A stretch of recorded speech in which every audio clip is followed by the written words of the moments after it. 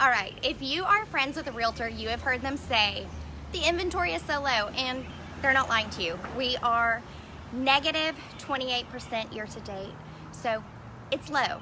So we're seeing an uptick in new construction, and you might think new construction is so expensive, but really it's pretty affordable. You can get new construction from $125 a foot. Usually that's kind of an average.